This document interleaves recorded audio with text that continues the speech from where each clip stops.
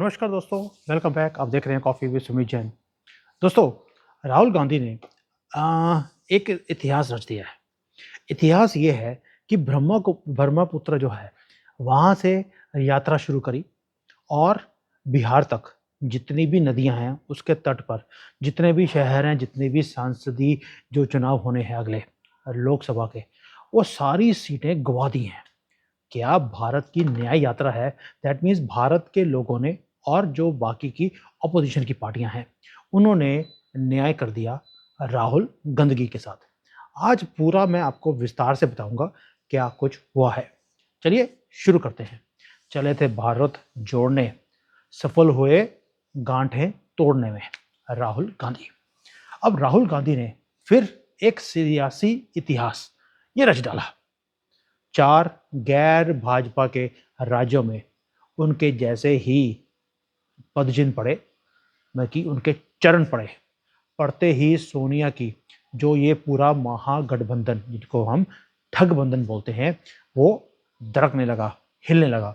दरारें पड़ गईं और वह सब अलग हो गए। भारत जोड़ो जो यात्रा थी, वो भी फिस होती दिख रही थी। और अब तो ये जो इन्होंने दोबारा से न्याय यात्रा शुरू करी है, वो भी फिस हो गई है। इस यूरेशियन पूर्व कांग्रेस अध्यक्ष को शेक्सपियर की एक बात तो याद आई होगी आज की डेट में। विपदा आती है तो अकेले नहीं आती, बहुसंख्या में आती है। और बहुसंख्या में तो हम सनातनी हैं, इसलिए तुम्हारे लिए अब यही बहुसंख्यक हिंदू और सनातनी अब तुम्हारे लिए विपदा बन गए हैं।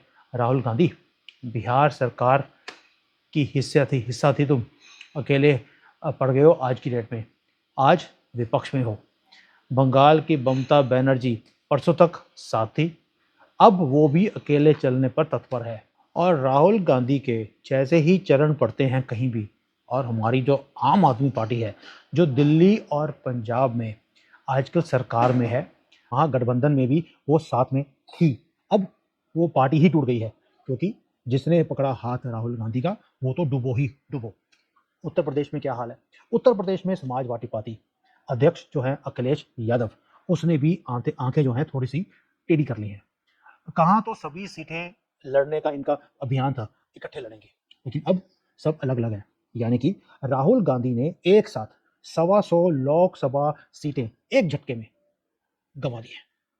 और हुगली से गंगा तक, यमुना और सतलुज तटों को मिलाकर सारा जो एरिया है, उसको गंवा दिया एक यात्रा के अंदर। अब आप देखिए, जो पंजाब है, 5 नदियों का पंजाब, उसकी यात्रा तो बड़ी दुखद है राहुल गांधी के लिए। समस्त 13 लोकसभा की जो सीटें हैं, उस पर भाजपा विरोधी आम आदमी पार्टी से अब कांग्रेस की टक्कर होगी। आम आदमी पार्टी से भी और भाजपा से भी। और कांग्रेस शासित जो इनका हिमाचल है, उसकी ब्यास नदी का जो फ्लो है, वो पंजाब आकर सतलुज में मिल जाता है। इसके सारे जो तटवर्ती जो क्षेत्र हैं, वो अब राहुल की पहुंच से बहुत ही दूर हो चुके हैं, आम आदमी पार्टी के जबरदस्त विरोध के कारण। पहले इकट्ठे थे, आज वही इनके लिए नासुर बनते जा रहे हैं आम आदमी पार्टी। और आम आदमी पार्टी के जबरदस्त विरोध के कारण क्या हो रहा है कि व्यास नदी के इलाके, पंजाब जो कांग्रेस है, इसके कब्जे से आज़ादी के बाद से जो इनके साथ थे दशकों तक, आज इनके हाथ से छूट गए हैं। अब देखिए, पंजाब में कौन था फेस कांग्रेस का, वो थे हमारे कैप्टन अमरिंदर सिंह। उन्हें इन्होंने साइडलाइन पे कर दिया। और किसको लेके आए, वो इडियट को जिसका नाम है नवजोत सिंह सिद्धू। उसके हाथ में जैसे ही राहुल गांधी ने कमान दी, तीर कमान ही हाथ से निकल गया। और वो जो सीटें पंजाब की इनके पास 1947 से जाके इनके नेहरू जी, इंदिरा गांधी के टाइम में थी, वो इनके हाथ से निकल गई। और आजकल ये पूरा का पूरा जो एरिया है, वो आम आदमी पार्टी और भाजपा के हाथों में आ गया है। आप सोच के देखिए, ये जो हमारी व्यास नदी है, इसके तट पर हमारे कितने ऋषि मुनि हुए। व्यास जी, देव ऋषि नारद, गुरु विश्वामित्र, परशुराम, गुरु वशिष्ठ, ये आदि लोगों ने वहां पर तप किया हुआ है। इतनी ये इंपॉर्टेंट धरती है। और ऐसे क्षेत्र को राहुल गांधी ने अपनी बेवकूफ़ी के कारण हमेशा के लिए खो दिया। और आज जो कुछ बिहार में हो रहा है, नीतीश कुमार मुझे लगता है गठबंधन से बाहर निकल गए हैं। दैट मीन्स जो गंगा तट का बिहार है, वो भी हाथ से गया। हम सफर था नीतीश कुमार, उसकी जो इन्होंने खुंटी पकड़ी हुई थी, वो छूट गई। और राहुल गांधी ने पार्टी की जो पूरी घटिया है, वो डुबो दी है।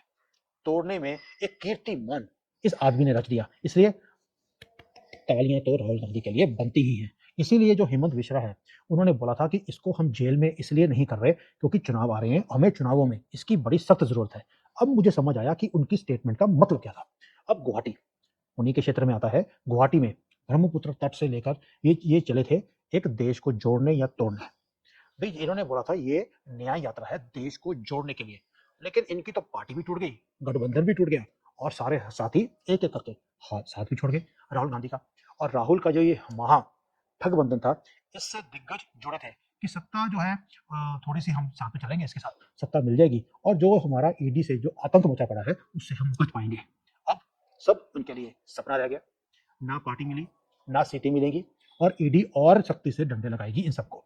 दैट मीन्स जो गैर भाजपाई पार्टियां हैं वो लोकसभा की सीटें अगर जीतेगी तो अपने बलबूते पर जीतेंगी, दिल्ली में अपने पैर जमाएंगी और पहला काम करेंगी कांग्रेस को किनारे करेंगी हमेशा के लिए।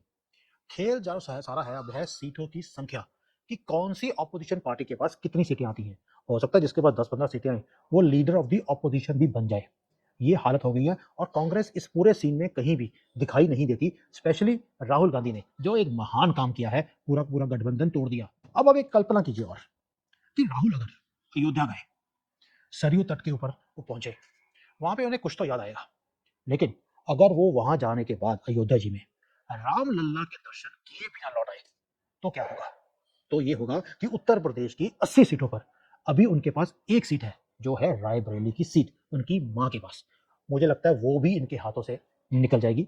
अपनी जो सीट है और जो इनके पिताजी भी अमेठी से लड़ते थे वो तो राहुल गांधी पहले ही हार चुके हैं और वहां पे दोबारा से जीतने के इनके आसार अंडा है अंडा। अब आते हैं हम उत्तर प्रदेश पे कि उत्तर प्रदेश किसी टाइम पर 85 लोकसभा की सीटों वाला प्रदेश होता था। दैट मीन्स उत्तराखंड की 4-5 सीटें भी इसके साथ शामिल थी। उत्तराखंड अलग हो गया तो अभी इसकी 80 सीटें लगी हैं।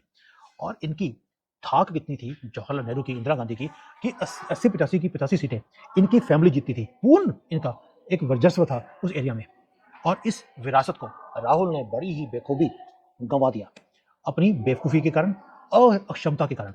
ये जीता हुआ स्टेट इनके हाथों से निकल गया। जीते तो भागकर कहाँ भागे, दक्षिण भारत में केरला में वायनाड में जाकर जहां पर मुसलमानों की पॉपुलेशन है वहां जाके लड़े और कांग्रेस पार्टी के ऑपोजिशन के बंदे को इन्होंने हराया वहां पर। और इस बार जो इलेक्शन होंगे अब कहाँ जाओगे, अमेठी हाथ से गई, वायनाड वाले भी तुम्हें एक्सेप्ट नहीं करने वाले क्योंकि 5 साल में तुमने कुछ किया ही नहीं, स्वाय बैंकॉक जाने के वहां पे मेडिटेशन करने जाते हो, हमें मालूम है। तो इस बार क्या हो रहा है, मुझे लगता है कि तुम्हें दोबारा से यूपी में जाकर लड़ना पड़ेगा।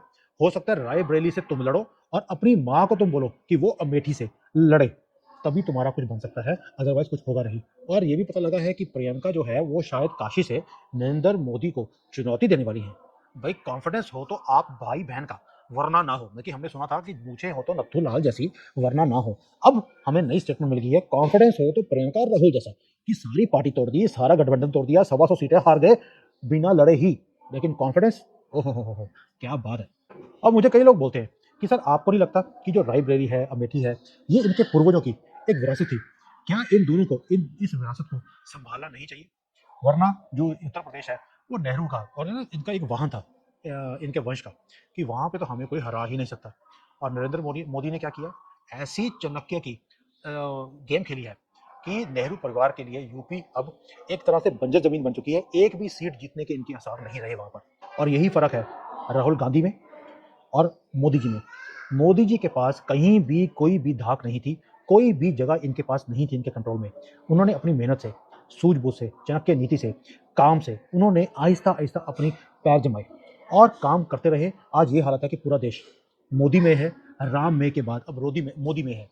और ये राहुल गांधी जिसके पास सब कुछ प्लेट में रख के दिया हुआ था, उसने एक एक करके गंवा दिया और बीजेपी का स्टार कैंपेनर बन गया। दोस्तों हमारी बड़ी खुशनसीबी है कि हमारे पास मोदी जैसा एक नायक है और उससे बड़ी खुशनसीबी है कि हमारे पास ऑपोजिशन में राहुल गांधी जैसा आदमी है जो जहां जाता है, जहां पे पैर डालता है वहां पर गंदगी शुरू हो जाती है और लोग इससे भागना शुरू कर देते हैं और मोदी जी को बिना लड़े ही जितवा देते हैं। हमें और क्या चाहिए सनातनों को, ये गंदी पार्टी से हमें छुटकारा मिल रहा है एक ऐसा ऐसा करके। 24 में कांग्रेस मुक्त भारत कराना अब आपके और हमारे हाथों में है। चलिए मिलकर ये काम करते हैं। जय हिंद, वंदे मातरम, जय Shri Ram. Hi there. If you liked the video, please don't forget to smash the like button, subscribe to our channel, and activate the bell icon so that you receive all notifications whenever we upload a new video. Thanks for watching.